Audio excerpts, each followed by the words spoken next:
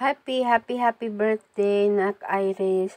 Salamat at kinikilala mo kami ni Daddy mo Tyron na isa sa mami at daddy mo dito sa Amon.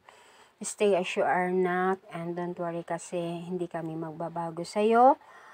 Lagi lang kami anytime na pumunta ka sa amin at grateful kami kasi kinakilala mo kami na iyong isang magulang dito, and we love you. Love ka namin ni Daddy and always take care. Salam anak. Love you. Happy birthday na kay Iris. Thank you palagi ka dyan sa amin, ni mami mo. Sana maraming darating pa din ng birthday mo.